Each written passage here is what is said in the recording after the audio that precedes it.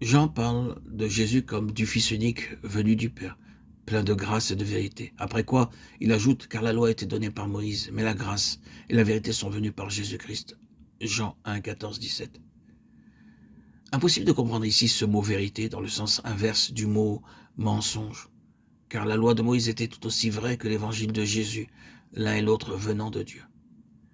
Mais quand nous saisissons le véritable sens de ce mot, nous souvenons que la loi n'avait que l'ombre des biens à venir, Hébreux 10, 1, et que Christ nous en a apporté la réalité, la substance même. C'est en Christ que nous voyons la vérité, la réalité, la vie, l'amour et la puissance même de Dieu se donnant à nous. Nous comprenons alors aussi que l'adoration en esprit peut seule être une adoration en vérité, et que pour adorer ainsi, il faut posséder cette puissance divine qui est la vie même de Christ, un avec le Père. Vie divine que le Saint-Esprit nous communique et maintient en nous. Les vrais adorateurs adoreront le Père en esprit et en vérité. Tous ceux qui adorent Dieu ne sont pas de vrais adorateurs. Il y a beaucoup d'adorateurs sérieux et sincères qui pourtant n'adorent pas en esprit et en vérité. L'esprit peut être fortement préoccupé des choses de Dieu.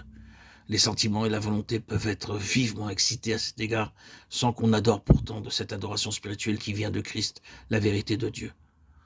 On peut être très attaché aux vérités bibliques et pourtant ne pas connaître encore l'adoration que Dieu demande parce qu'on reste sous l'influence prédominante, non de l'action de Dieu, mais de l'effort humain.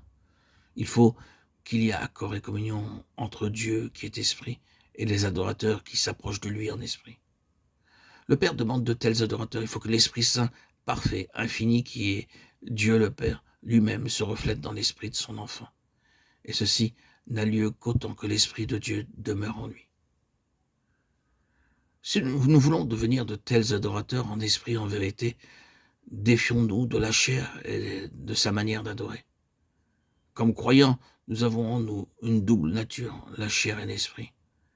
La chair est la partie de notre être naturel qui est toujours prête à s'ingérer dans les choses de Dieu et à se charger de tout ce que réclame l'adoration, tandis que l'esprit est la partie spirituelle de notre être, qui reste souvent très faible, ne sachant comment faire pour ressaisir la domination. Notre intelligence peut trouver du charme à l'étude de la parole de Dieu. Nos sentiments peuvent être émus de toutes les merveilles qu'elle nous révèle. Et notre volonté peut aussi prendre plaisir à la loi de Dieu selon l'homme intérieur, Romains 7, 22, sans que nous en devenions par là moins capables d'accomplir cette loi divine, sans que nous en recevions la force d'obéir et d'adorer comme nous le voudrions.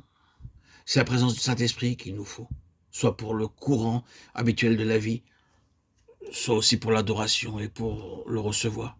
Il faut avant tout imposer silence à la chair.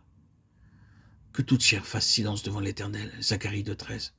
Que nulle chair ne se glorifie devant Dieu, 1 Corinthiens 1, 29.